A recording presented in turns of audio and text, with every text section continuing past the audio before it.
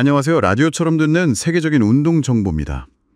운동을 시작할 때 혼자 할지 아니면 누군가와 함께 할지 이거 많은 분들이 고민하시는 지점이죠. 먼저 혼자 운동할 때를 좀 생각해 볼까요? 가장 큰 매력이라고 하면 역시 자유랑 몰입 이거 아닐까 싶어요. 네, 그렇죠. 내가 딱 원하는 시간에 원하는 장소에서 또 원하는 방식으로 운동할 수 있다는 거요. 이게 크죠? 맞아요. 특히 시간이 좀 불규칙한 분들한테는 이게 정말 큰 장점이죠. 네, 예를 들면 아이 돌보느라 딱 정해진 시간을 내기 어려운 분들도 있잖아요. 그런 분들도 자투리 시간 활용해서 유연하게 운동을 할 수 있고. 그렇죠. 또 뭐랄까, 요가나 달리기처럼 이렇게 자기한테 온전히 집중하는 시간이 중요한 운동들은 혼자 할 때 그 효과가 더 커지는 것 같기도 해요. 네, 맞습니다. 스스로 이렇게 운동 계획 세우고 그걸 또 해내는 과정에서 오는 그 만족감, 이것도 무시 못하죠. 아, 네네. 성취감 같은 거요. 그렇죠. 심리학에서는 이걸 자기 결정성 이론이라고 하는데요. 그러니까 스스로 목표를 정하고 그걸 달성하면서 인간의 기본적인 욕구인 자율성, 또 유능감 이런 걸 느끼는 거예요. 아, 자기 결정성 이론이요? 네, 내 의지로 뭔가를 해냈다 이런 느낌이 아주 강력한 내적 동기가 되는 거죠. 그리고 혼자만의 시간을 가지면서 좀 내면을 들여다보는 성찰하는 계기도 되고요.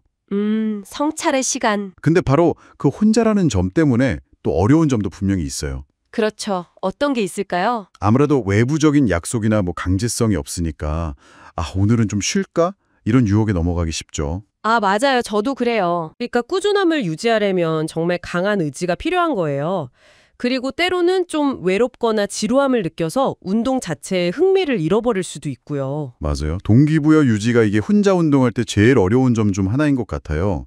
혹시 다른 어려움도 있을까요? 아, 기술적인 면도 좀 봐야 하는데요. 특히 그 웨이트 트레이닝처럼 정확한 자세가 진짜 중요한 운동 있잖아요. 네. 이건 혼자서 잘못된 자세를 알아채고 고치기가 좀 어려워요. 아, 그렇죠.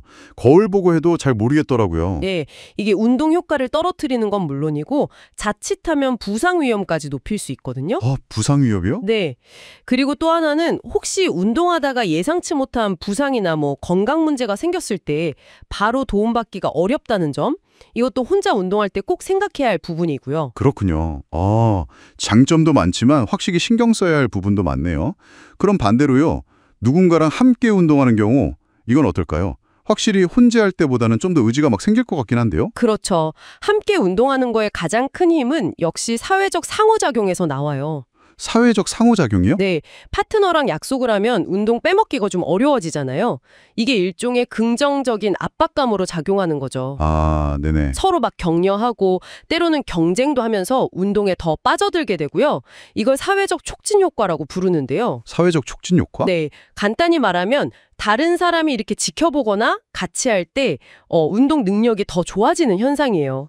아, 혼자였으면 여기서 그만했을 텐데 파트너가 있으니까 한 세트만 더 하자. 이런 경험 다들 있으실걸요? 아, 네. 저 완전 있어요. 옆 사람이 열심히 하니까 저도 모르게 힘을 더 내게 되더라고요. 혹시 그 코러 효과라는 것도 비슷한 건가요? 오, 맞아요. 비슷하면서도 조금 더 구체적인데요. 코러 효과는 나보다 살짝 더 잘하는 파트너랑 같이 할 때 그 사람한테 뒤처지기 싫어서 내 원래 능력 이상을 발휘하려고 하는 경향을 말해요. 아, 약간 경쟁 심리 같은 거네요. 그렇죠. 혼자 할 때보다 훨씬 더 강하게 운동하게 만드는 강력한 동기부여 방법이죠. 물론 파트너랑 실력 차이가 너무 나면 오히려 의욕을 잃을 수도 있으니까 적절한 파트너를 만나는 게 중요해요. 그렇군요. 파트너 선정이 중요하네요. 네. 그리고 함께 운동하면 또 좋은 게 새로운 기술 배우거나 자세 피드백을 바로바로 주고받을 수 있다는 거. 아, 그것도 좋네요. 무엇보다 그냥 같이 땀 흘리고 웃으면서 운동하는 그 과정 자체가 즐거움을 주잖아요. 이게 운동을 계속하게 만드는 아주 큰 힘이 되기도 하고요. 듣기만 해도 뭔가 에너지가 느껴지는 것 같아요. 근데 또 함께하기 때문에 힘든 점도 당연히 있겠죠. 물론이죠. 가장 큰 어려움은 아무래도 관계 그리고 조율의 문제일 거예요. 관계랑 조율이요? 네. 운동 목표나 수준 아니면 선호하는 스타일이 너무 다른 파트너랑 같이 하면 오히려 운동이 좀 비효율적이 되거나 스트레스 받을 수 있거든요. 그럴 수 있겠네요. 각자 스케줄 맞추는 것도 이게 보통 일이 아니고요. 또 그룹 규모가 커지면 나 하나쯤이야 하는 마음으로 좀 최선을 다 안 하는 사회적 태만 현상 있잖아요. 아, 네네. 묻어가는 거요? 그렇죠. 그룹 속에서 개인의 노력이 줄어드는 경향이 나타날 수도 있어요. 그리고 때로는 파트너랑 관계가 좀 틀어지거나 아니면 뭐 그 관계가 끝나면서 운동 자체를 그냥 그만둬버리는 경우도 생길 수 있고요. 아, 운동 친구랑 싸우면 운동도 같이 끝나는 거군요. 네, 그럴 위험도 있죠. 정말 누구랑 같이 하느냐가 엄청 중요하네요. 그럼 이 장단점들을 다 생각해 봤을 때 여러분은 어떤 스타일이 더 잘 맞을지 이걸 어떻게 할 수 있을까요? 혹시 성향이랑 관련이 있을까요? 네, 어느 정도는 관련이 있다고 볼 수 있어요. 예를 들어서 사람들이랑 막 어울리면서 에너지를 얻는 외향적인 성향의 분들 있잖아요. 네, 이 성향이요? 그렇죠. 그런 분들은 팀 스포츠나 뭐 그룹 피트니스처럼 좀 활동적이고 사교적인 분위기의 운동에서 더 큰 즐거움을 느낄 가능성이 높아요. 반면에 혼자 조용히 집중하면서 에너지를 충전하는 내향적인 성향, I 성향 분들은 요가나 달리기, 수영, 등산처럼 좀 개인적인 몰입이 가능한 운동을 더 편안하게 느끼실 수 있죠. 아, 그럼 성향 말고 다른 기준 같은 것도 있을까요? 생활 패턴이나 뭐 선호하는 방식도 중요해요. 예를 들어 계획 세우고 그걸 체계적으로 따르는 걸 좋아하는 분들, 소위 계획형 제2 성향이 강한 분들은요.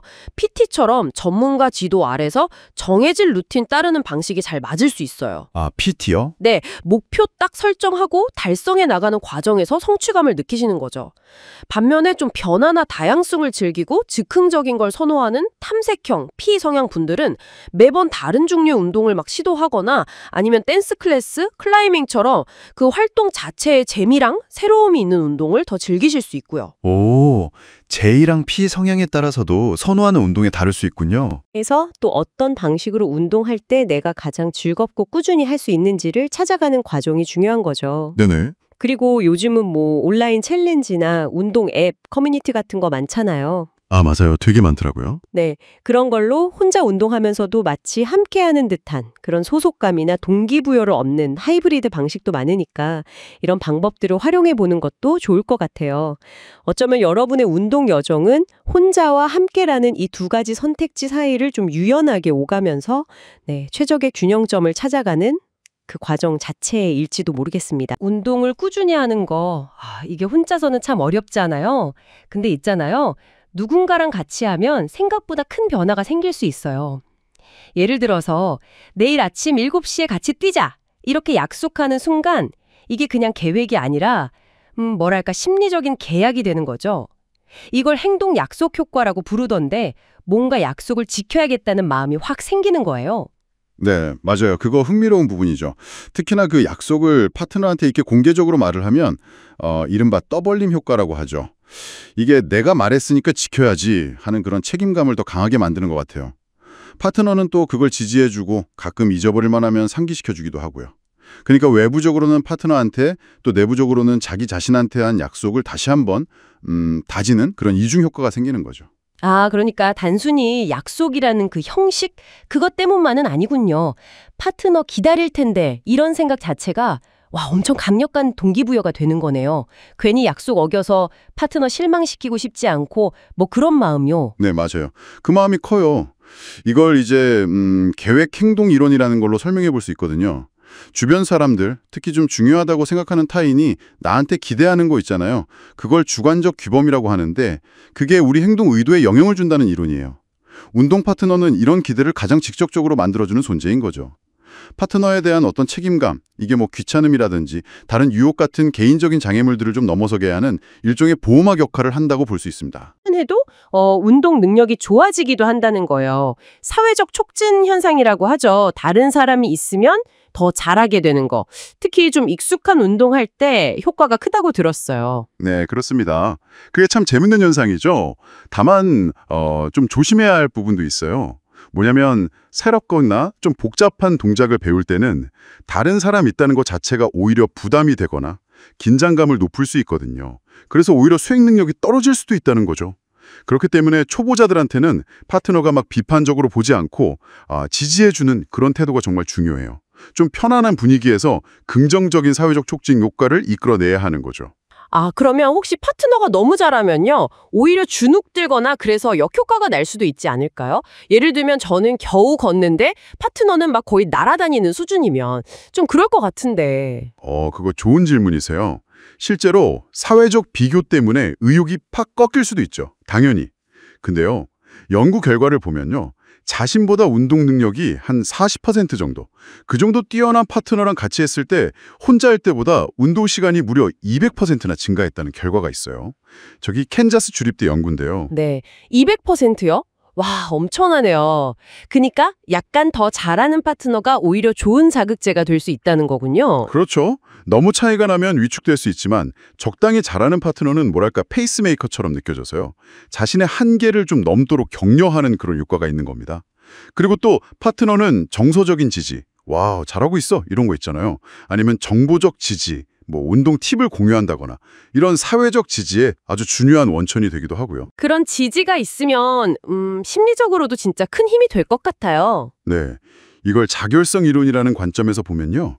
이런 지지가 우리의 어떤 기본적인 심리 욕구, 예를 들면 유능성, 나도 잘해낼 수 있구나 하는 느낌이죠. 그리고 관계성, 긍정적인 상호작용 같은 거요. 이걸 충족시켜주는 거예요. 이런 욕구가 채워지면 운동 자체가 더 즐거워지고 내적 동기가 강해지는 거죠. 실제로 사회적 지지 수준이 높은 그룹이 6개월 뒤에 보니까 운동 총량이 1.5배 이상 많았다는 연구 결과도 이걸 뒷받침하고요. 그리고 그룹 운동 참가자들이 개인 운동 그룹보다 스트레스는 한 26% 덜 받고 삶의 질도 더 향상되었다는 그런 보고도 있었어요. 맞아요. 저도 본 것 같아요. 출석률도 엄청 높았다고 97% 이상이었다면서요. 네, 맞습니다. 아무래도 같이 하는 운동 프로그램의 출석률이 개인 운동보다 훨씬 높게 나타나는 경우가 많아요. 목표 달성 측면에서도 이게 유리한데요. 파트너랑 목표를 같이 공유하고 진행 상황 같은 걸 점검하면 꾸준히 나아가기가 쉽죠. 특히 뭘 하겠다 이런 긍정적인 목표 설정이 효과적이라고 알려져 있거든요. 그리고 함께 목표를 딱 이루었을 때 그 성취감, 이건 혼자일 때보다 훨씬 크잖아요. 이 경험이 다시 운동을 계속하게 만드는 아주 강력한 동력이 되는 거죠. 서로 막 격려하는 것도 중요하겠죠. 조금만 더 이렇게요. 물론이죠. 격려가 뇌 건강에 중요한 단백질, 그 BDNF라고 있거든요. 그 농도를 높인다는 연구도 있어요. 이 BDNF는 학습이나 기억력 향상에도 도움을 주는 물질로 알려져 있고요. 근데 또 흥미로운 점은 운동 능력이 약간 더 뛰어난 파트너한테 받는 최소한의 언어적 격려가 오히려 더 효과적일 수 있다는 연구 결과도 있다는 거예요. 최소한의 격려요? 그건 왜 그런 거죠? 너무 과도한 동료나 평가는 때로는 약간 가르치려 드는 느낌을 주거나 반감을 살 수도 있거든요. 그래서 때로는 그냥 말없이 같이 땀 흘리는 그런 조용한 지지가 더 큰 힘이 될 수도 있다는 겁니다. 아하, 그렇군요. 하지만 이게 다 좋은 점만 있는 건 아니겠죠? 혹시 에이, 파트너가 알아서 하겠지 이러면서 서로 미루게 되는 경우? 이런 건 없을까요? 네. 정확히 보셨어요. 그걸 사회적 태만이라고 부르는 현상인데요.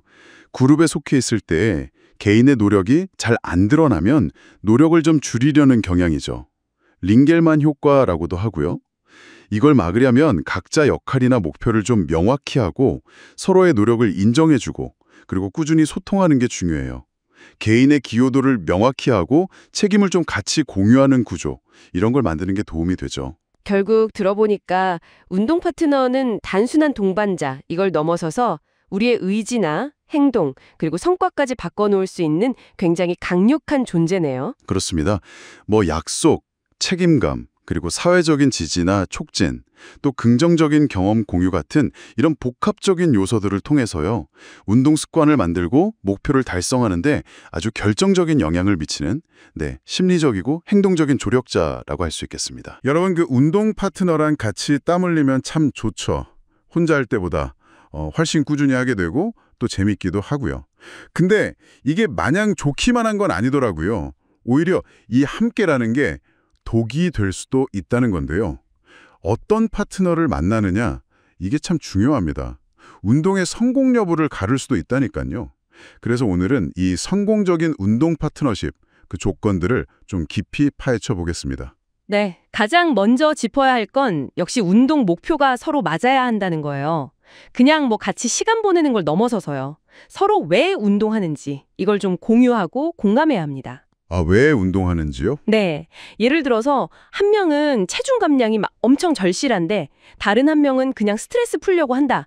이러면 운동 방식이나 강도부터 좀 엇갈리겠죠. 아, 그렇겠네. 완전 다르니까. 그쵸. 목표가 좀 비슷해야 서로 심리적으로도 안정감을 느끼고 운동하는 과정 자체를 좀 더 긍정적으로 받아들이게 되거든요. 목표가 중요하다는 말씀이시군요. 그럼 그 목표를 그냥 막연하게 세우는 것보다는 좀 더 명확하게 할 필요가 있겠네요.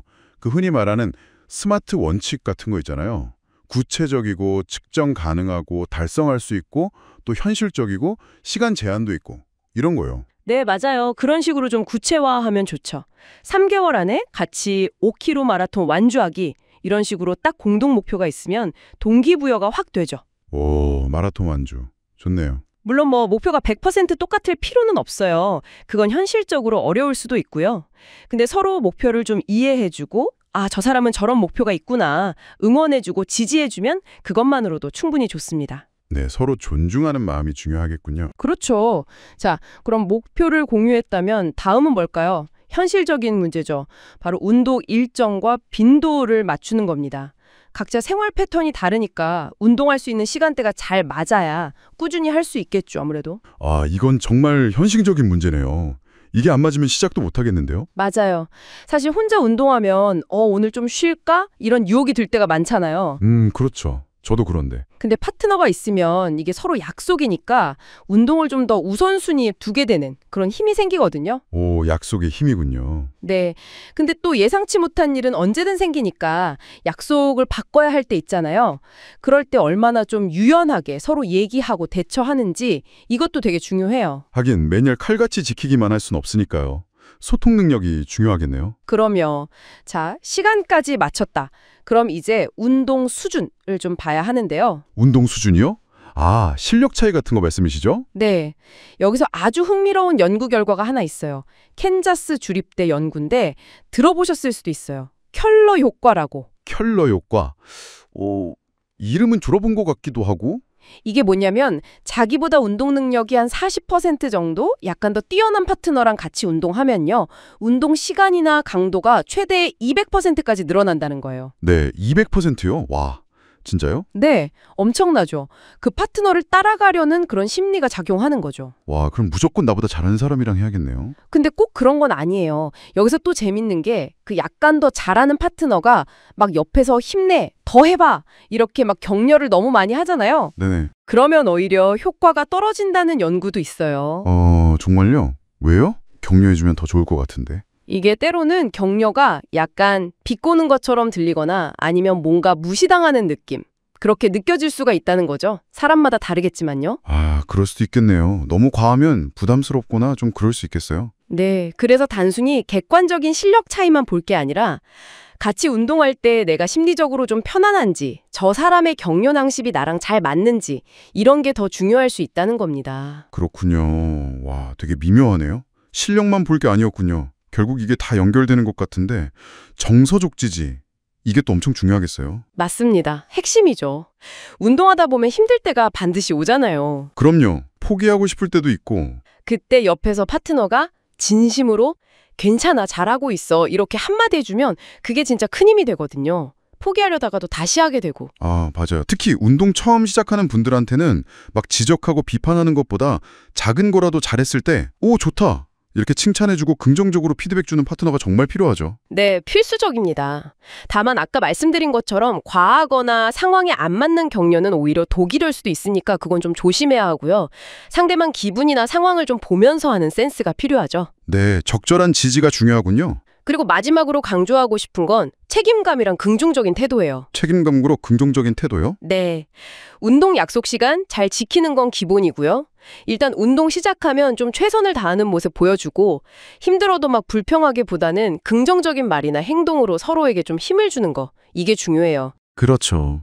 같이 운동하는데 옆에서 계속 툴툴거리면 힘 빠지죠. 그럼요. 비난보다는 칭찬, 격려, 공감. 이게 바탕이 되어야 건강한 파트너십이 유지될 수 있습니다. 그리고 서로 안전을 챙겨주는 거, 배려하는 거. 이것도 책임감의 일부고요. 네, 정말 중요한 점들이네요. 이런 요소들을 잘 고려해서 파트너를 찾거나 혹은 이미 파트너가 있다면 관계를 만들어 가야겠어요. 근데 이런 걸 처음부터 다 알기는 어려우니까 파트너십을 딱 시작할 때 서로 좀 기대하는 바를 명확히 하는 게 좋겠네요. 네, 아주 좋은 지적입니다. 초반에 서로 좀 터놓고 이야기하는 과정이 필요해요. 예를 들면 운동 스타일은 어떤 걸 선호하는지, 시간 약속 어기면 어떻게 할 건지, 운동 중에 피드백은 어떤 식으로 주고받으면 좋을지 이런 것들이요. 아, 그럼 구체적인 것들까지요? 네, 이런 걸 미리 좀 솔직하게 얘기하고 합의를 해두면 나중에 생길 수 있는 오해나 갈등을 확 줄일 수 있거든요. 확실히 그렇겠네요. 미리 정해두면 나중에 나는 원래 이렇게 생각했는데 하면서 싸울 일이 줄어들겠어요. 그렇죠. 중요한 건 이런 규칙들이 서로를 막 옥죄거나 벌 주려는 게 아니라는 거. 그냥 우리가 더 잘 협력하기 위한 가이드라인 같은 거다. 이런 인식을 같이 갖는 게 중요해요. 그리고 반드시 서로 동의해서 만들어야 하고요. 상호 합의가 중요하군요. 네. 또 하나는 관계가 좀 깊어지고 상황이 바뀌면 처음에 정했던 규칙들도 한 번씩 같이 보고 좀 수정할 수도 있어야 해요. 유연성이죠. 규칙도 업데이트가 필요하다. 그럼요.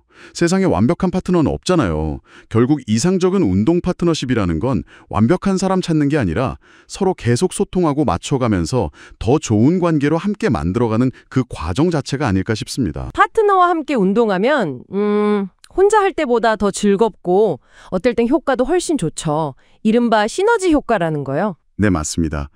정신적으로도 그렇고 신체적으로도 여러 이점을 얻게 되는데요. 네네. 특히 운동을 이렇게 꾸준히 하기 어렵게 만드는 그 지루함 있잖아요.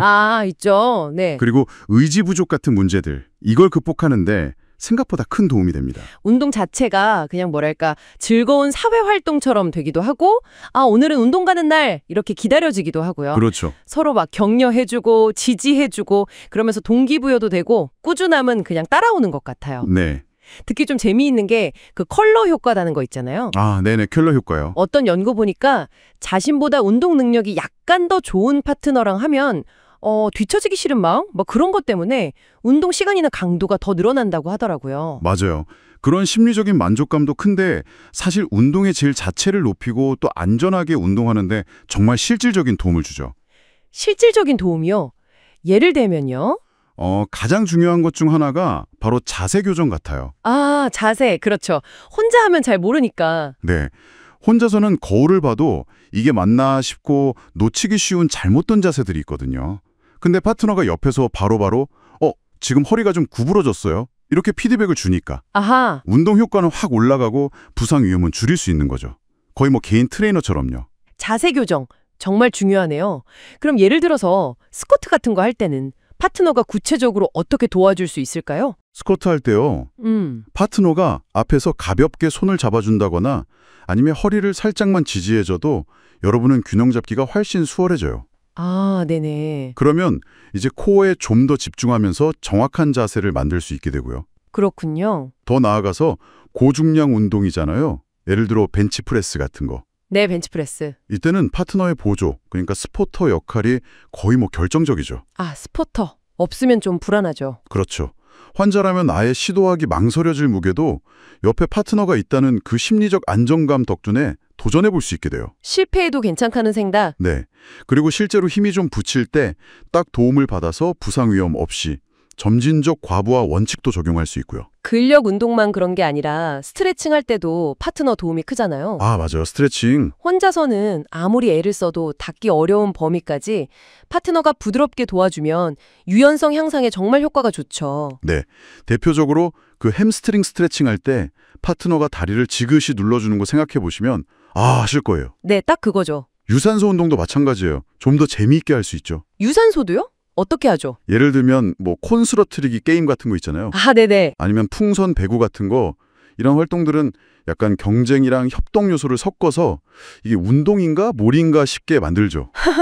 맞아요. 정신없이 웃다 보면 운동이 되는. 네, 웃으면서 활동량은 늘고 운동에 대한 그런 긍정적인 감정도 커지고요. 근데 이렇게 장점이 많아도 사실 제일 중요한 건 안전이잖아요. 컨디션이 다를 수 있다는 걸 인정하고 존중하는 게 진짜 중요한 것 같아요. 맞습니다. 처음부터 너무 막 경쟁적으로 하려고 하기보다는 좀 낮은 강도에서 시작해서 서로 맞춰가면서 점진적으로 강도를 조절하는 게 현명하죠. 네. 그리고 또 중요한 게 소통인 것 같아요. 네, 효과적인 소통이 핵심입니다. 운동하면서 괜찮아요? 이 강도 어때요? 이렇게 계속 서로 상태를 확인하고요. 네네. 물어봐줘야죠. 특히 통증이나 불편함이 조금이라도 느껴진다. 그럼 즉시, 솔직하게, 그리고 명확하게 표현해야 돼요. 그래야 부상도 막고 서로에게 딱 맞는 운동 강도를 찾아갈 수 있으니까요. 그렇죠. 괜찮아, 괜찮아 하다가 다치면 안 되니까. 그럼요. 그리고 긍정적인 피드백이나 격려 이런 것도 당연히 파트너십을 더 단단하게 만들어주고요. 이렇게 파트너랑 긍정적으로 상호작용하면서 운동 목표에 딱 집중하다 보면 어느 순간 시간 가는 줄도 모르고 그 활동에 완전히 빠져드는 경험 있잖아요. 아, 네. 그 몰입 상태 말씀이시죠? 플로우. 네, 몰입. 지금 하는 거에 완전히 집중해서 다른 건 다 잊어버리는 그런 최적의 경험 상태요. 바로 그 지점입니다. 파트너십이라는 게 사실 운동 몰입을 위한 아주 이상적인 환경을 제공해 줄 수 있거든요. 그런가요? 네. 명확한 공동의 목표가 있고 각자 능력에 맞는 적절한 도전 과제가 있고 또 파트너한테서 바로바로 피드백이 오고 정서적으로 지지해주고 이런 요소들이 잘 어우러지면요. 네. 운동이 그냥 단순히 몸 움직이는 활동을 넘어서서 정말 즐거움이랑 성장이 함께하는 깊이 있는 경험이 될 수 있는 거죠. 운동 파트너랑 같이 땀 흘리는 거. 분명 좋죠? 좋은데. 네, 근데 하다 보면 좀 안 맞는 부분이 생기죠. 그렇죠. 생각보다 이게 좀 안 맞네 싶을 때가 있잖아요.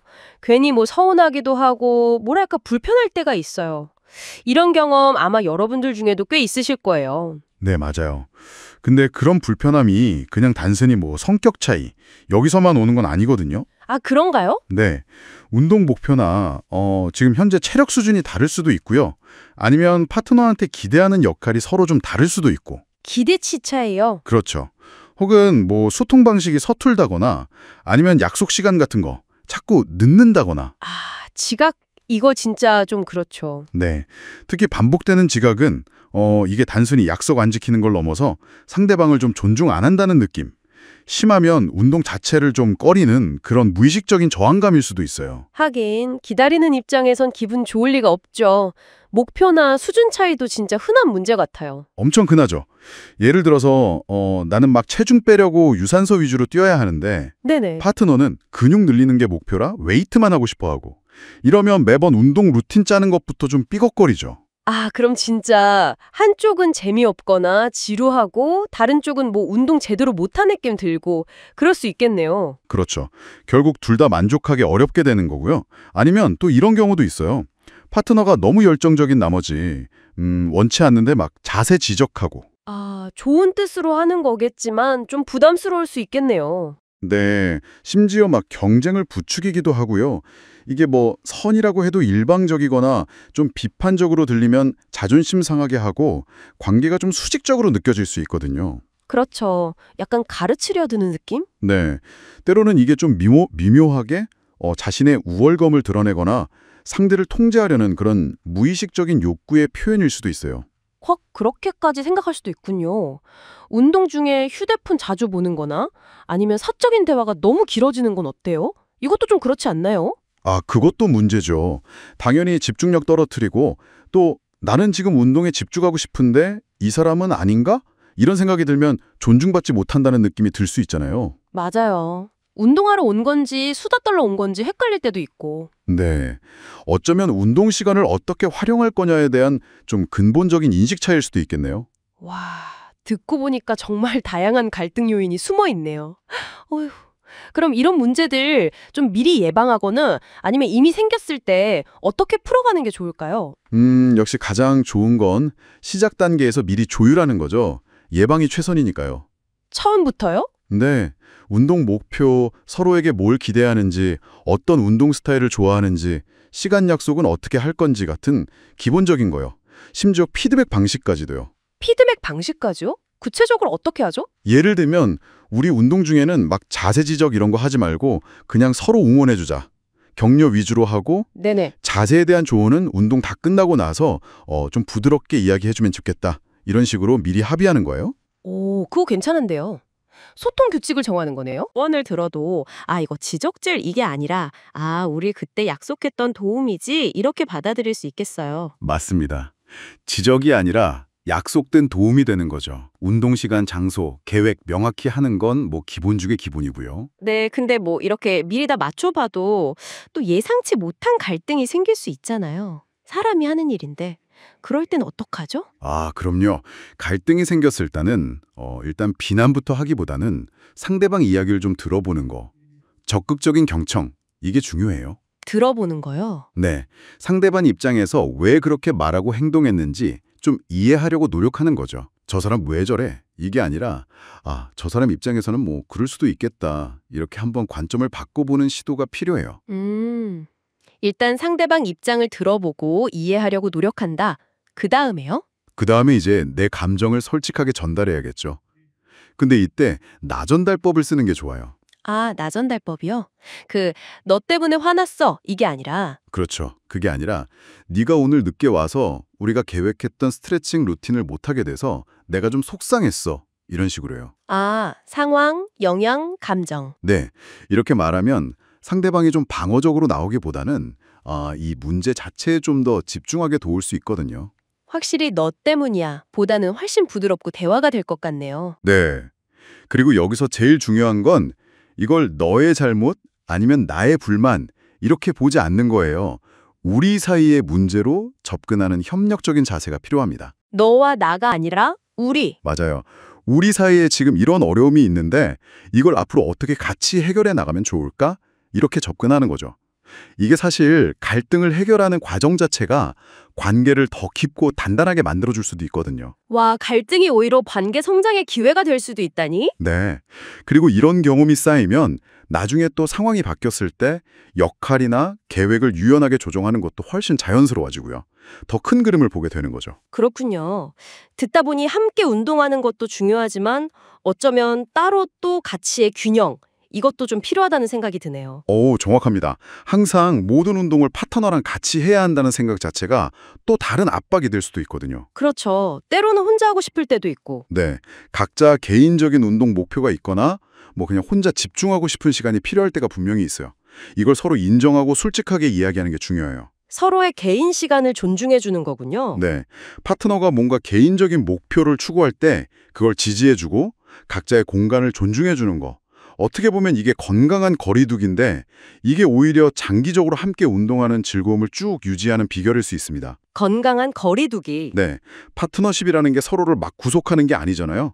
각자의 성장을 응원하면서 같이 발전해 나갈 때 그때 가장 긍정적이고 빛나는 관계가 되는 거죠. 와, 오늘 이야기 나눠보니까 운동 파트너와의 관계를 잘 가꾸는 게 어쩌면 다른 모든 인간관계를 건강하게 유지하는 연습 같다는 생각도 드네요. 네, 그럴 수 있죠. 서로 존중하고 또 솔직하게 소통하고 각자의 공간과 필요를 인정해 줄 때 그때 운동의 즐거움뿐만 아니라 관계의 성장이라는 더 큰 선물까지 얻게 되는 것 같습니다. 요즘 다들 바쁘시니까 가족끼리 함께하는 시간이 줄면서 좀 소통이 어렵다 이런 생각하시는 분들 많으실 것 같아요. 네, 맞아요.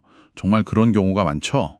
근데 이럴 때 가족 운동이 단순한 건강관리 이걸 넘어서서 서로에게 더 깊이 연결되는 아주 좋은 방법이 될 수 있거든요. 그렇죠. 운동하면서 뭐 자연스럽게 손뼉을 치거나 서로 이렇게 도와주다 보면 스킨십이 생기잖아요. 네네. 그게 또 애정 표현을 늘리고 우리 진짜 하나다 이런 느낌. 그 소속감을 다져주는데 참 좋아요. 소속감 중요하죠. 네. 그 사회학자 브레네 브라운이 말한 유대감 있잖아요. 서로를 진짜로 보고 듣고 또 가치 있게 여길 때 생기는 그런 에너지요. 네. 운동하는 환경이 딱 그런 유대감을 키우기 좋은 기회가 되는 거죠. 운동 계획 세우고 같이 하고 또 끝나고 어땠는지 얘기 나누는 거. 네. 이 모든 과정 자체가 자연스럽게 대화의 장이 되는 것 같아요. 평소엔 좀 어색했던 속마음이나 뭐 칭찬 같은 것도 운동하고 나면 좀 더 편하게 나오고요. 맞아요. 꼭 말로 안 해도 그냥 표정이나 몸짓으로도 서로 마음을 읽게 되잖아요.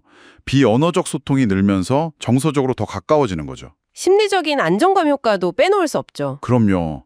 운동하면 그 엔돌핀 나오잖아요. 스트레스 풀리고 기분 좋아지는 거. 네. 그리고 BDNF라고 그 뇌율의 신경영양인자, 이게 뇌세포 성장이나 생존을 돕는 단백질인데 스트레스에 대한 적응력을 키워줘서 마음을 더 편안하게 해줘요. 아, BDNF. 그렇군요.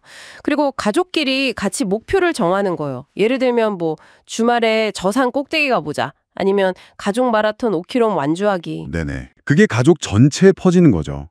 특히 아이들한테는 이게 또 다른 배움의 기회가 돼요. 아, 아이들한테요. 네, 뭐 팀 스포츠 같은 거 하면 협동심, 팀워크 배우고 또 자기 의견 말하고 남의 얘기 듣는 거, 의사소통 기술까지 자연스럽게 익히게 되거든요. 사회성 발달에 아주 좋죠. 그러네요. 이렇게 즐겁고 만족스러우면 계속 운동하고 싶어지고 그게 또 신체 건강으로 이어지고 이게 선순환이네요. 정확합니다. 바로 그 선순환 구조를 만드는 거죠. 그럼 신체적인 효과를 조금만 더 구체적으로 짚어볼까요? 규칙적인 운동이 뭐 심장병, 뇌졸중, 암, 당뇨 같은 만성질환 위험 낮추는 건 잘 알려져 있잖아요. 네, 조기 사망 위험도 줄여주고요. 일주일에 한 7시간 정도 신체 활동을 하면 조기 사망 위험이 40%나 감소한다는 연구도 있었어요. 40%나요? 와우. 네, 근력, 지구력, 유연성 같은 전반적인 체력도 좋아지고 면역력도 올라가고요. 체온 1도 오르면 면역력이 확 좋아진다는 얘기 있잖아요. 아, 네네. 들어봤어요. 연령대별로 보면 아동이나 청소년들은 성장판 자극, 뼈랑 근육 발달, 비만 예방에 좋고 성인들은 만성질환 예방이나 관리, 체중 유지, 스트레스 관리, 또 잠도 잘 자게 되고요. 노년기에도 당연히 좋겠죠? 그럼요. 노화 늦추고 골다공증 예방하고 인지기능 떨어지는 거나 넘어지는 낙상 위험도 줄일 수 있고요. 뇌 건강에도 좋다고 아까 잠깐 언급하셨는데 네, 운동하면 뇌로 가는 혈류량이 늘어나고 아까 말한 게 BDNF 분비가 촉진되니까 학습 능력, 집중력, 기억력까지 좋아질 수 있어요. 온 가족 두뇌 건강에도 좋은 거죠. 정말 좋네요. 그럼 가족 구성원에 따라 어떤 운동을 같이 하면 좋을지 좀 구체적인 아이디어를 주실 수 있을까요? 부모란 자녀는 어떻게 하는 게 좋을까요? 아무래도 연령에 맞춰야겠죠. 한 10살에서 5살 정도 영유아랑은 기어가기, 공 굴리기, 그냥 같이 뛰어다니기 같은 놀이 중심으로요. 안전이 제일 중요하고 막 칭찬해주고 격려해주면서 긍정적인 경험을 만들어주는 게 좋습니다. 초등학생 정도 되면 좀 더 활동적인 걸 할 수 있겠네요. 그렇죠. 자전거 타기, 배드민턴, 등산, 수영. 종류를 좀 다양하게 해보고 중요한 건 아이가 뭘 재밌어 하는지 존중해주고 이기고 지는 것보다 그냥 같이 즐기는 과정에 초점을 맞추는 거예요. 보통 중강도 이상 유산소 운동을 주 3회에서 5회, 한 30분에서 50분 정도 하는 걸 권장하죠. 청소년 자녀랑은요? 좀 더 난이도 있는 것도 가능할까요? 그럼요. 조깅, 클라이밍, 농구처럼 좀 도전적인 활동을 같이 하면서 성취감을 나누는 것도 아주 좋아요. 이때는 자녀 의견을 많이 존중해주고 부모가 좀 긍정적인 롤모델이 되어주는 게 중요하고요. 매일 1시간 이상 중강도나 고강도 운동을 하는 게 좋습니다. 부부끼리 운동하는 것도 참 좋을 것 같아요. 관계에도 활력이 생길 것 같고. 맞아요.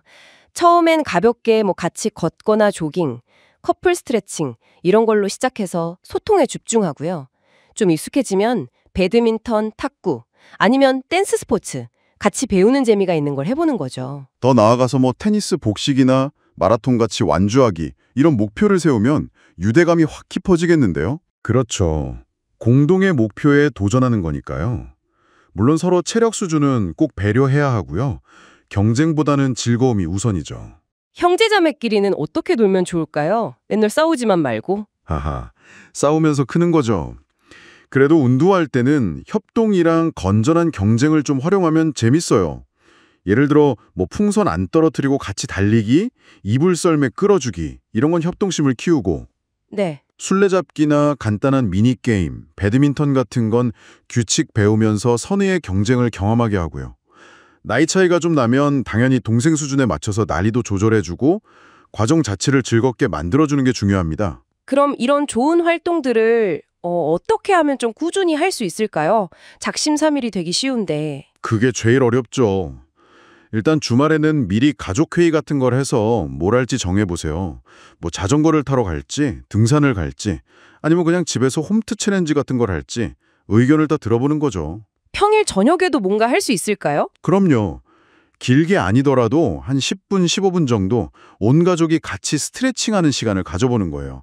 하루 피로도 풀리고 유연성도 좋아지고. 잠도 잘 오고요. 유튜브에 좋은 영상들 많으니까 활용하면 쉽죠. 특별한 날을 활용하는 것도 방법이겠네요. 계절별로 뭐 등반, 물놀이, 스케이트 타러 가거나 아니면 기념일에 가족 마라톤에 참가하거나 작은 운동회를 열거나. 맞아요. 즐거운 추억이 되죠. 날씨 안 좋을 땐 실내 운동, 홈트 영상 따라 하거나 가족 요가, 아니면 실내 클라이밍 같은 좀 이색적인 것도 좋고요. 다만 안전이랑 층간소음은 좀 신경 써야겠죠. 목표를 좀 구체적으로 세우는 것도 도움이 될 것 같아요. 달성 가능하고 achievable, 관련성 있고 relevant, 시간 제한이 있는 time bound 목표요. 그리고 운동 시간을 아예 빡 정해두는 거예요. 중요한 약속처럼요. 운동 후에 보상도 있으면 더 좋겠네요. 그렇죠. 뭐 건강한 간식을 같이 먹는다거나 영화를 본다거나 보드게임을 한다거나 즐거운 보상이 있으면 동기부여가 되죠. 그리고 지루하지 않게 계속 새로운 운동을 시도해보는 것도 중요하고요. 무엇보다 서로 응원해주고 칭찬해주는 게 진짜 중요하겠어요. 맞습니다. 그게 사실 가장 강력한 동기부여죠. 결과가 어떻든 함께 했다는 과정 자체의 즐거움과 의미에 집중하는 것. 그 공유된 성공 경험이 바로 우리 가족 효능감을 높여주는 거고요. 네, 결국 가족 운동은 몸과 마음의 건강, 그리고 가족 관계까지 풍요롭게 만드는 가장 확실하고 즐거운 투자다. 이렇게 말할 수 있겠네요. 정확합니다. 작은 활동이라도 괜찮으니까 오늘부터 함께 움직이는 시간을 조금씩 만들어 보시면 가족의 웃음과 사랑, 신뢰가 더 커지는 걸 느끼실 수 있을 겁니다. 팬데믹 이후로 확실히 혼자 운동하는 것보다 온라인으로 함께하는 방식이 정말 많이 늘었죠. 네, 맞아요. 그게 뭐랄까, 단순히 그냥 약속 잡고 이걸 넘어서는 거죠. 네네. 디지털 플랫폼 안에서 같이 목표 세우고 서로 으쌰으쌰 해주고 그런 온라인 운동 파트너십 같은 거요. 파트너십. 네, 그리고 뭐 비슷한 관심사 가진 사람들끼리 모여서 정보도 나누고 격려도 하고 온라인 운동 커뮤니티 이것도 마찬가지고요. 여기서 진짜 중요한 건 그냥 기술로 연결됐다 이게 아니라 뭐랄까 정서적인 연결 그리고 같이 목표를 향해 간다는 공유된 책임감인 것 같아요. 정서적 연결이요. 듣고 보니 그러네요. 그냥 혼자 운동 기록만 하는 앱보다는 파트너랑 뭐 메시지 주고받거나 커뮤니티에서 응원 댓글 딱 받고 그러면 훨씬 꾸준히 하게 되잖아요. 아마 여러분도 그런 경험 있으실 거예요. 바로 그거죠. 그래서 뭐 글로벌 디지털 헬스 산업 얘기도 나오잖아요. 2027년 가면 5천억 달러 넘어설 거다 뭐 이런 전망도 있고요. 엄청나네요. 네. 근데 그 성장 동력 중 하나가 바로 이런 상호작용인 거죠. 필요해서 쓴다 이걸 넘어서 온라인 운동 자체가 주는 매력, 특히 그 연결의 힘 때문에 이게 그냥 일상적인 선택지가 된 거예요. 하긴 뭐 시간이나 장소 제약 없는 건 진짜 큰 장점이고요. 또 내 목표나 수준에 맞춰서 고를 수 있는 선택지가 엄청 많다는 것도 그렇고요. 그렇죠. 근데 이게 선택지가 너무 많아지면 오히려 좀 혼란스러울 수도 있을 것 같아요. 뭘 해야 하지? 이렇게요? 맞아요. 그래서 그 개인화된 연결, 이게 중요해지는 거고요. 수많은 앱, 커뮤니티 속에서 나한테 딱 맞는 목표, 또 맞는 사람들을 찾아가는 과정이 필요한 거죠. 그리고 또 일정을 좀 유연하게 조절할 수 있고 뭐 원하면 익명으로도 부담 없이 참여 가능하고 이것도 온라인 환경의 특징이잖아요. 그쵸. 예. 예전처럼 뭐 특정 장소, 특정 강사 이게 중심이 아니라 개개인이 알아서 계획 세우고 연결을 만들어가는 약간 탈중앙화된 자율성 같은 게 가능해진 거죠. 이런 환경이 그럼 운동 습관 만드는데 실제로 좀 긍정적인 영향을 주나요? 혼자 하면 맨날 작심삼일인데 같이 하면 확실히 다른가요? 효과가 좀 있나요? 그럼요. 연구 결과들을 보면요. 파트너랑 약속하거나 커뮤니티 챌린지 같은 거 하면 책임감이 생기니까 운동 지속률이 눈에 띄게 높아지거든요. 책임감. 네. 서로 막 격려해주고 지지해주고 이러면 동기부여도 엄청 되고요. 운동 방법이나 뭐 건강 정보 같은 것도 서로 공유하면서 효율적으로 배우게 되죠. 정보 공유도 좋네요. 근데 뭐니 해도 중요한 건 그 가상사회적 지지 효과예요. 오늘 진짜 운동하기 싫다 이럴 때 커뮤니티에 글 올렸는데 공감 댓글, 응원 댓글 딱 달리면 그게 엄청 힘이 되거든요. 맞아요. 이게 심리적으로 안정감도 주고 외로움도 좀 덜어주고 그래서 정신건강에도 좋아요. 요즘 플랫폼 진짜 다양하잖아요. 뭐 나이키 트레이닝 클럽 같은 전문 앱도 있고 유튜브 채널들 많고 인스타그램 같은 SNS 아니면 뭐 챌린저스 같은 앱도 있고요. 플랫폼마다 느낌이 꽤 다른 것 같아요. 네, 다 각자 강점이 있죠. NTC나 뭐 런데이 같은 앱은 좀 체계적인 계획, 데이터 기록 이런 게 좋고요. 네. 유튜브는 뭐 워낙 컨텐츠가 방대하고 보고 따라하기 좋잖아요, 시각적으로. 그렇죠. SNS는 일상 공유하면서 바로바로 소통하는 맛이 있고 챌린지 앱은 약간 게임처럼 단기 목표 달성에 효과적이고요. 중요한 건 결국 기술적인 편리함, 그리고 콘텐츠가 얼마나 재밌냐, 그리고 아까 말씀드린 사회적 연결, 이게 얼마나 잘 어우러져 있느냐인 것 같아요. 뭐 스트라바나 펠로톤 같은 데가 성공한 이유도 다 그런 거고요. 국내에서는 런데이나 캐시워크 같은 것들이 한국 사람들 특성에 맞게 잘 파고들었죠. 그럼 처음 이런 온라인 커뮤니티나 파트너십 시작하려는 분들은 뭔 좀 고려하면 좋을까요? 괜히 아무데나 들어갔다가 상처받거나 좀 흐지부지 될 수도 있잖아요. 일단은 자기 목표를 좀 명확히 하는 게 중요하고요. 그리고 여러 플랫폼들을 좀 둘러보면서 분위기를 파악해야죠. 특히 초보자를 좀 환영해주고 지지해주는 분위기인지 내가 여기서 좀 편안하게 활동할 수 있겠다? 이런 심리적 안정감을 느낄 수 있는 곳인지 확인하는 게 중요해요. 아, 심리적 안정감 중요하네요. 네. 그리고 일단 참여하면 좀 현실적인 목표를 세워서 공유하고 궁금한 건 그냥 편하게 물어보고 또 꾸준히 활동하면서 나 여기 있다 이렇게 존재감을 좀 보여주는 게 좋아요. 피드백 주고받을 때는 좀 구체적이면서 건설적으로 하는 게 좋고요. 긍정적인 부분 먼저 얘기해주고 서로 존중하는 태도가 기본이죠. 정보 공유도 중요하지만 그만큼 정서적인 지지를 주고받는 게 중요하거든요. 실천할 때 좀 조심해야 할 점도 있겠죠. 그냥 무작정 따라하다가 다치거나 아니면 자꾸 다른 사람이랑 비교하면서 스트레스 받는 경우도 많잖아요. 맞습니다. 그래서 일단 작게 시작해서 성공 경험을 좀 쌓고 즐거움을 찾는 게 중요해요. 즐거움? 네. 그리고 준비 운동, 마무리 운동. 이건 진짜 필수고요. 자세 정확하게 하려고 노력하되 항상 내 몸이 뭐라고 하는지 좀 귀 기울여야 하고요. 내 몸의 소리. 네. 그리고 온라인에서는 특히 네티켓, 이거 정말 중요합니다. 서로 존중하는 말 쓰기, 개인정보 보호하기, 이런 건 신뢰와 안전의 기본이잖아요. 그렇죠. 익명성이라는 게 뭐 장점도 있지만 막 무책임하게 행동하거나 잘못된 정보 퍼뜨리는 단점도 분명히 있으니까요. 정보를 좀 비판적으로 받아들이는 자세가 필요해요. 특히 그 SNS 같은 데 보면 다들 너무 멋진 모습만 올리니까 비교하면서 좀 위축되기 쉬운 것 같아요. 아, 정말 그렇죠.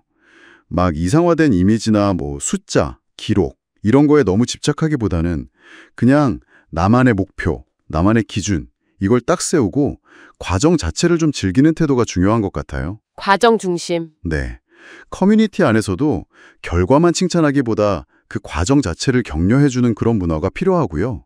그리고 마지막으로 이 디지털 연결이라는 게 분명히 유용하긴 한데 한계도 있다는 건 꼭 기억해야 해요. 한계요? 네. 뭐랄까 관계가 좀 피상적일 수도 있고 글이나 댓글로는 비언어적인 소통이 안 되니까 오해가 생길 수도 있고요. 정보가 진짜 믿을 만한 건지 또 너무 여기에 빠져드는 건 아닌지 이런 위험도 생각해야죠. 그렇군요. 결국 이 온라인 운동 환경이라는 건요. 현실의 운동이나 관계를 보완해주는 아주 유용한 도구인 거지 이걸로 완전히 대체할 수는 없다는 거예요. 도구로서 활용하는 거군요. 그렇죠. 온라인 활동이랑 오프라인 활동이랑 균형을 잘 맞추고 정보는 좀 비판적으로 받아들이면서 내가 주체적으로 참여하는 자세. 그러니까 디지털 리터러시를 갖추는 게 중요해요. 그래야 건강하고 지속 가능한 온라인 운동 생활을 할 수 있거든요. 이 온라인의 연결성이 여러분의 건강한 성장을 돕는 좋은 도구가 되길 바랍니다. 혼자 운동할 때 꾸준함을 유지하기란 정말 어렵죠. 큰맘 먹고 시작해도 금방 작심삼일 되기가 일쑤고요. 근데 포기하지 않고 혼자서도 운동을 즐겁게 계속할 수 있는 그런 방법들이 있더라고요. 그 열쇠는 바로 운동 자체에서 의미와 즐거움을 찾는 거. 그러니까 내재적 동기를 어떻게 깨우느냐. 뭐 여기에 달려 있는 것 같아요. 네, 맞아요. 아주 중요한 지점인데요. 보통은 살 빼야 하는데 또는 체력이 예전 같지 않아. 이런 어떤 결핍감. 여기서 시작하기 쉽거든요. 근데 그거보다는 내가 왜 건강해지고 싶은 걸까? 운동을 통해서 어떤 좀 긍정적인 변화를 기대하는 걸까? 이렇게 스스로 질문을 던져보는 과정이 필요한 거죠. 이유를 찾는 거군요. 네, 그런 접근이 운동을 그냥 힘든 숙제가 아니라 이건 나를 위한 가치 있는 투자다 이렇게 여기게 만드는 거고요. 특히 스스로 운동 방식이나 시간을 결정하는 자율성, 그리고 오늘은 스쿼트 10개 성공했다 같이 작은 성취를 통해서 느끼는 유능감, 이걸 경험하는 게 내재적 동기를 키우는데 아주 핵심적입니다. 네네. 이 운동 해보니까 괜찮은데? 하고 스스로 이렇게 인정해주는 것도 좋고요. 아, 그렇군요. 근데 뭐 동기부여만으로 다 되는 건 아니겠죠. 아무리 의지가 강하다고 해도 결국엔 이걸 습관으로 만들어야 꾸준히 할 수 있으니까요. 그렇죠. 그 신호, 그리고 반복 행동, 보상, 이 습관의 고리를 잘 설계하는 게 중요해 보여요. 예를 들면 퇴근하고 현관문 열기, 이게 신호면 바로 운동복 갈아입기가 반복 행동, 시원한 밀 한 잔 마시기가 보상, 뭐 이런 식으로 자신만의 공식을 만드는 거죠. 네, 좋은 예시네요. 이렇게 아주 사소하게 시작하는 작은 습관 전략도 있고요. 네네, tiny habit. 아니면 뭐 양치질하고 나서 스쿼트 5회 하기처럼 이미 몸에 밴 습관에 운동을 이렇게 덧붙이는 거. 습관 쌓기. 이것도 시작할 때 부담을 좀 덜어주는 좋은 방법이 될 수 있겠네요. 그렇습니다. 습관 형성이랑 같이 우리가 통제할 수 있는 강력한 변수가 바로 환경인데요. 예를 들어 운동기구를 거실 잘 보이는 곳에 둔다거나 아니면 운동복을 미리 개어 넣는 식으로요. 운동을 시작하기 쉽게 만드는 거죠. 아, 시작의 장벽을 낮추는 거군요. 네, 이걸 행동경제학에서는 마찰력 줄이기라고도 하는데요. 반대로 운동을 방해하는 요소들, 뭐 예를 들면 소파에 편하게 누워서 스마트폰 보는 행동, 이런 건 좀 어렵게 만드는 거예요. 스마트폰 충전기를 일부러 좀 멀리 둔다든지. 아하. 이게 바로 환경 설계를 통해서 더 나은 선택을 유도하는 그 선택 설계이자 일종의 넛지인 셈입니다. 여러분 스스로가 자신의 행동을 디자인하는 거죠. 그렇죠. 요즘은 또 기술의 도움도 많이 받을 수 있잖아요. AI 코칭 기능 있는 앱이라든지 운동 기록을 그래프로 쫙 보여주는 앱들, 이런 게 동기부여에 도움이 될 수 있을 것 같아요. 네, 시각적으로 보여주는 게 푸죠. 단순히 뭐 횟수나 시간만 기록하는 게 아니라 운동 일지에다가 오늘 컨디션이 좋아서 땀 흘리니까 되게 상쾌했다처럼 그날 느낀 감정이나 성공 경험을 같이 적어보는 건 어떨까요? 이런 기록들이 쌓이면 자신의 성장을 이렇게 눈으로 확인할 수 있으니까 성취감도 커지고 또 힘들 때 이걸 들춰보면서 다시 좀 힘을 얻는 계기가 될 수도 있겠어요. 아주 좋은 방법입니다. 그 심리적인 관리 역시 빼놓을 수가 없죠. 운동하다 보면 너무 힘들어. 그만할까? 이런 생각이 절로 들 때가 많잖아요. 네, 자주 들죠. 그럴 때 괜찮아. 이 정도면 잘하고 있어. 딱 하나만 더 해보자. 같이 의식적으로 좀 긍정적인 자기 대화를 시도하는 연습. 이게 중요합니다. 혹시 계획대로 실천하지 못한 날이 있더라도 자신을 너무 막 책망하기보다는 그럴 수도 있지. 내일 다시 하면 돼. 라고 다독이는 거. 자기 연민이라고 하죠. 자기 연민? 네. 네, 그런 자세가 필요하고요. 그리고 왜 잘 안 됐는지 잠시 돌아보고 다음 계획에 반영하는 성장형 사고방식. 이걸 갖는 것이 장기적으로 꾸준함을 유지하는 데 정말 핵심적입니다. 결국에는 운동 끝나고 나서 느껴지는 그 개운함이나 스트레스 해소 같은 그런 즉각적인 긍정적 감정에 집중하는 거. 이게 운동을 해야만 하는 일이 아니라 하고 싶은 일로 만드는 열쇠가 될 수 있습니다. 들어보니까 혼자 운동을 계속하는 게 단순히 의지력 테스트가 아니네요. 자신의 마음이랑 행동 패턴을 좀 이해하고 그걸 바탕으로 현명한 전략을 적용하는 그런 과정에 가깝다는 생각이 드네요. 맞습니다. 핵심은 어떻게 지속할 것인가에 대한 해답이 이미 여러분 안에 있다는 점이에요. 내면의 동기를 발견하고 행동하기 쉽게 습관과 환경을 잘 조각하고 또 긍정적인 마음으로 꾸준히 나아갈 때 그때 운동은 더 이상 부담스러운 숙제가 아니라 즐거운 자기 발견의 여정이 될 겁니다. 이렇게 얻은 자기 관리의 경험은요, 운동을 넘어서 여러분 삶의 다른 영역에서도 분명히 긍정적인 힘을 발휘하게 될 거라고 생각합니다. 운동 파트너 있으면 진짜 혼자 할 때보다 훨씬 꾸준히 하게 되는 것 같아요. 네, 맞아요. 그냥 옆에 누가 있다는 걸 넘어서 이 사람 실망시키면 안 되는데? 하는 그런 생각? 약간 보이지 않는 약속 같은 거요? 네네. 그게 바로 사회적 계약 효과라고 볼 수 있죠. 아하. 함께 목표를 공유한다는 그 사실 자체가 서로에게 좀 책임감을 주는 거죠. 그리고 더 재밌는 건요. 파트너가 그냥 옆에 있기만 해도 운동 능력이 달라질 수 있다는 거예요. 오, 정말요? 네. 예를 들어서 뭐 달리기나 아니면 익숙한 근력 운동 같은 거 할 때요. 옆에서 누가 보고 있다. 이것만으로도 기록이 더 좋아지는 그런 사회적 촉진 현상이라는 게 있어요. 아, 네네. 들어봤어요. 사회적 촉진. 근데요, 만약에 완전 새로운 운동 있잖아요. 뭐 복잡한 댄스 동작 같은 거 처음 배울 때도 그게 무조건 도움이 될까요? 오히려 막 너무 의식돼서 더 못하게 되거나 그러진 않을지. 그거 진짜 좋은 질문이에요.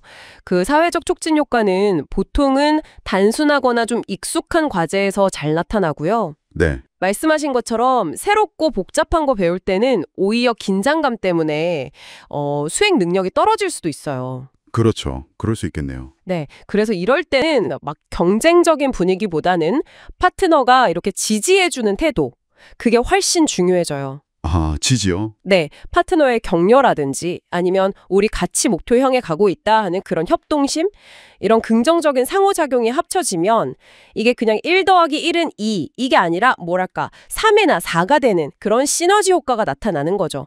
상호작용적 증폭 효과라고도 하고요. 를 서로 잘 맞추는 거. 이게 정말 중요합니다. 기대치요? 네. 각자 왜 운동을 하려고 하는지, 그 동기 있잖아요. 그리고 어떤 운동을 좋아하는지, 또 선호하는 스타일은 뭔지, 그리고 현실적으로 뭐 일주일에 몇 번이나 만날 수 있는지, 언제 시간이 괜찮은지 이런 것들을 좀 솔직하게 다 털어놓고 이야기해요. 솔직하게. 네. 그리고 서로에게 어떤 역할을 기대하는지, 뭐 지지라든지 이런 거요. 그것까지 명확히 하는 게 좋아요. 이게 딱 정해져야 뭐랄까 팀 규칙처럼 돼서 나중에 오해가 생기는 걸 막을 수 있거든요. 기초 공사 같은 거죠. 하긴 그렇겠네요.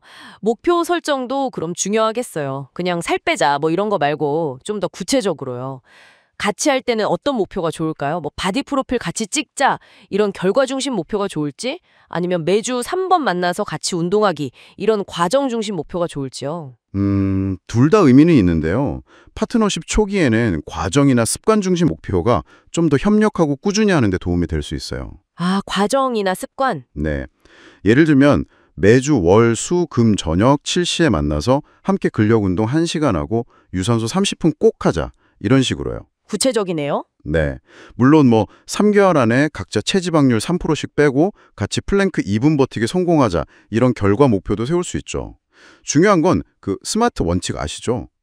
네네. 스마트. 네. 구체적이고 측정 가능하고 달성 가능하고 서로한테 의미 있고 또 기한이 정해진 이런 목표를 같이 세우는 게 중요해요. 근데요, 서로 운동 수준이나 좋아하는 게 다를 수도 있잖아요. 한 명은 막 엄청 고강도 좋아하고 다른 한 명은 좀 살살하는 거 좋아하면 그럴 땐 어떻게 맞춰가죠? 그럴 때 차이를 문제 삼기보다는요. 그걸 인정하고 좀 창의적인 방법을 같이 찾아보는 게 중요해요. 창의적인 방법이요? 예를 들면요. 예를 들어서 준비 운동이랑 마무리 운동은 꼭 같이 하고 본 운동은 각자 수준에 맞춰서 강도를 좀 조절한다던가. 네. 아니면 뭐 이번 주는 A가 좋아하는 운동하고 다음 주는 B가 좋아하는 운동하고 이렇게 번갈아 가면서 하는 거죠. 중요한 건 계속 이야기하면서 서로 만족할 수 있는 지점을 찾는 거예요. 그 노력이 중요해요. 소통이 계속 필요하군요. 그렇게 목표 세우고 계획 짰으면 잘 하고 있는지 중간중간 점검하는 것도 당연히 필요하겠네요. 그럼요. 진행 상황 공유하는 게 이게 단순히 뭐 잘했나 못했나 확인하는 걸 넘어서요. 동기를 계속 유지시켜주고 서로 지지해주고 책임감도 높여주는 아주 핵심적인 활동이에요. 어떻게 하는 게 좋을까요? 너무 부담스러우면 또 안 할 것 같은데. 네, 맞아요. 거창할 필요 전혀 없어요. 그냥 매주 정해진 요일, 뭐 예를 들어 일요일 저녁에 한 15분. 그 정도만 시간 내서 지난주 어땠어? 다음 주 계획은 뭐야? 이렇게 짧게 이야기 나누는 것만으로도 충분해요. 간단하게요? 네. 요즘엔 뭐 공유 운동 일지 쓰는 앱 같은 것도 많으니까 그런 도구를 활용하면 더 편하죠. 이 과정에서 서로한테 좀 힘이 되는 말 해주는 것도 중요하겠네요. 그냥 잘했어! 이렇게 막연하게 말고 좀 더 구체적으로요. 정확해요. 긍정적이고 좀 건설적인 피드백. 이게 관계의 윤활유 같은 거거든요. 윤활유. 네. 와, 오늘 그 동작 진짜 힘들었을 텐데 끝까지 해내는 거 보니까 나도 진짜 자극받았어. 이런 식으로요. 구체적인 행동이나 노력을 딱 짚어서 나 전달법, 아이메시지로 표현하는 게 좋아요. 나 전달법. 네가 잘했다가 아니라 네가 그렇게 하니 내가 이렇게 느꼈다. 그렇죠. 결과가 좀 아쉬워도 그 과정 자체를 칭찬해주고 노력한 걸 인정해주는 그런 문화가 중요해요. 슬럼프 올 때도 마찬가지고요. 솔직하게 나 요즘 좀 힘들어 이렇게 나누고 공감해주면서 같이 목표를 좀 다시 조정해보거나 운동 방식을 바꿔보는 것. 그런 유연함이 필요해요. 작은 성공이든 큰 성공이든 같이 축하하는 것도 진짜 좋겠어요. 운동 끝나고 막 하이파이브 하거나 목표 달성하면 같이 맛있는 거 먹으러 간다거나. 너무 좋죠. 그런 축하하는 순간들이 유대감을 확 높여주고 우리가 함께 해냈다. 이런 성취감을 주면서 다음 목표를 향한 에너지를 또 충전시켜주거든요. 네, 맞아요. 결국 운동 파트너십이라는 게 단순히 운동 효과만 높이는 게 아니라 서로 지지하고 이해하면서 같이 성장하는 그런 관계를 만들어가는 과정인 거죠. 그렇네요. 결국 함께 목표를 세우고 그 과정을 공유하고 또 긍정적으로 소통하고 격려하는 이 모든 것들이 서로에 대한 신뢰를 바탕으로 이루어지는 거군요. 어쩌면 운동 파트너와 함께 여러분이 얻는 가장 큰 건 건강한 몸뿐만 아니라 정말 든든한 지원군, 그리고 함께 성장하는 동반자일지도 모르겠습니다. 운동을 함께 할 때 느껴지는 그 특별한 유대감 있잖아요. 그냥 같이 땀 흘리는 것 이상으로 이게 어떻게 그렇게 깊은 관계로 발전하는 걸까요? 운동 자체가 스트레스 해소에도 좋고 러너스 하이처럼 엔도르핀 덕분에 기분도 좋아지잖아요. 긍정적인 감정을 막 느끼게 하고. 네, 맞아요. 그게 아주 중요한 시작점이에요. 그런 기분 좋은 경험을 파트너와 반복해서 공유하게 되면요. 나중에는 그 파트너의 존재 자체가 즐거운이랑 딱 연결되는 그런 효과가 생길 수 있어요. 마치 뭐랄까 고전적 조건화 같은 거죠. 즐거운 운동 경험이 반복되면서 파트너만 봐도 막 그 즐거움이 떠오르게 되는 거예요. 그리고 함께 마라톤 완주 같은 거 있잖아요. 그런 공동의 목표를 향해 가면서 서로 돕는 과정. 이건 또 어떻고요? 정말 자연스럽게 신뢰가 두터워지죠. 공동 목표 달성 과정에서 신뢰가 쌓인다. 이 말씀이시군요. 근데요, 운동할 때는 사실 좀 평소랑 다른 모습도 보이게 되잖아요. 그죠? 막 숨 엄청 차서 힘들어하거나 아니면 뭔가 잘 안 돼서 좌절하는 모습 같은 거요. 바로 그겁니다. 그 점이 제가 볼 때는 핵심이에요. 운동 중에는 뭐 어쩔 수 없이 힘든 모습, 약점 같은 거, 좀 취약한 모습이 드러나기 쉽거든요. 평소에는 사실 잘 안 보여주려고 하잖아요. 그런 모습은. 그런데 이걸 서로 공유하고 또 지지해주는 경험. 이게 관계에서는 아주 강력한 촉매제가 돼요. 심리학에서 말하는 자기 노출이라는 개념이랑 비슷한데 이렇게 솔직하고 좀 꾸밈 없는 모습을 나누는 경험이요. 그냥 일반적인 대화만으로는 얻기 힘든 아주 깊은 신뢰를 빠르게 형성하는 기반이 됩니다. 사회적 침투 이론하고도 비슷하다고 할 수 있어요. 관계 초반엔 가벼운 얘기하다가 점차 속마음 털어놓으면서 가까워지는 건데 운동 상황에서의 그런 취약성 공유는 이 과정을 훨씬 더 압축시키는 효과가 있는 거죠. 와, 듣고 보니까 진짜 그렇네요. 그 힘든 순간을 같이 넘기는 경험이 관계를 확 빠르게 진전시키는군요. 게다가 정기적으로 운동 약속을 잡는다는 건 어쨌든 꾸준히 만날 기회를 보장하는 거잖아요. 이런 꾸준함 자체가 관계에 좀 안정감을 주는 것 같아요. 뭐랄까, 심리적인 안전기지처럼 느껴져서 서로에게 더 마음을 열게 되고요. 그리고 운동할 때는 사실 꼭 말을 많이 하지 않아도 되잖아요. 그 눈빛 교환이나 하이파이브 같은 거. 이런 비언어적인 소통이 더 중요하게 느껴질 때도 많고요. 네, 맞아요. 비언어적 소통의 힘도 절대 무시할 수 없죠. 같이 호흡을 맞추거나 파트너의 동작을 자기도 모르게 따라하는 거, 미러링 현상이라고 하잖아요. 이것도 서로 간의 호감이나 유대감을 높이는 데 한몫하거든요. 우리가 누군가에게 호감을 느끼면 그 사람 행동을 좀 따라하는 경향이 있잖아요. 운동은 이런 자연스러운 미러링을 촉진하는 아주 좋은 환경을 제공하는 셈이죠. 그리고 또 함께 목표를 달성했을 때, 그때 막 터져나오는 환호성, 아니면 좀 아쉽게 실패했을 때 나누는 위로 같은 거 있잖아요. 이런 강렬한 감정을 공유하는 건 감정적 유대감을 정말 극적으로 강화합니다. 어려운 과제를 함께 극복하는 경험은 두 사람이 같이 써내려가는 어떤 고난 극복 서서 같은 거예요. 이런 공유된 서사가 생기면 단순한 파트너십을 넘어서는 아주 끈끈한 연결고리가 만들어지는 거죠. 정말 공감됩니다. 저도 주변에 보면 수십 년씩 함께해온 운동 동호회들 있잖아요. 보면 단순한 취미 모임이라기보다는 진짜 서로에게 힘이 되어주는 공동체처럼 느껴질 때가 많아요.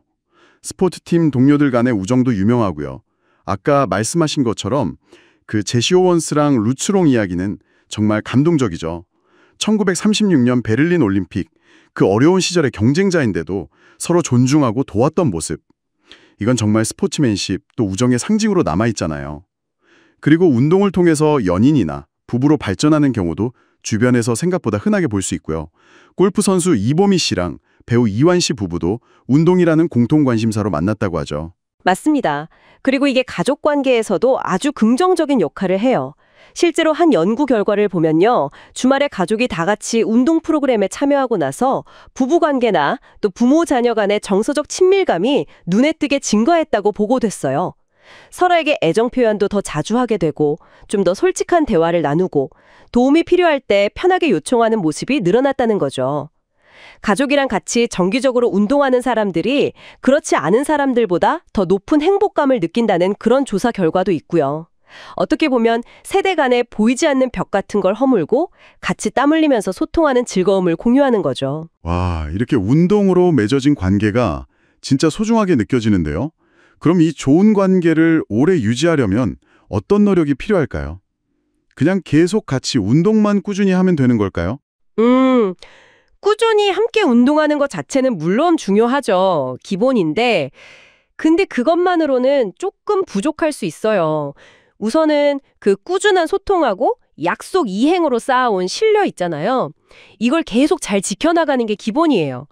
뭐 사소한 약속이라도 지키려는 노력, 이게 관계의 기반을 단단하게 하거든요. 그리고 갈등이 생겼을 때 이걸 피하거나 그냥 덮어두려고 하기보다는 서로에게 좀 솔직하게 표현하고 윈윈 해결책을 찾으려고 같이 노력하는 태도, 이게 중요해요. 이런 과정이 오히려 관계를 더 성숙시키는 좋은 기회가 될 수도 있고요. 아, 갈등 해결 노력이 오히려 관계 성장의 기회가 될 수 있다. 이 말씀이 되게 인상적이네요. 그럼 또 다른 노력에는 어떤 것들이 있을까요? 운동 외에 다른 취미나 관심사를 함께 즐기는 것도 관계를 더 풍성하게 만들어줍니다. 예를 들면 뭐 영화를 같이 본다거나 맛집을 찾아다닌다거나 아니면 봉사활동을 같이 한다거나 이런 식으로요. 관계를 딱 하나의 활동에만 너무 의존하지 않게 하는 거죠.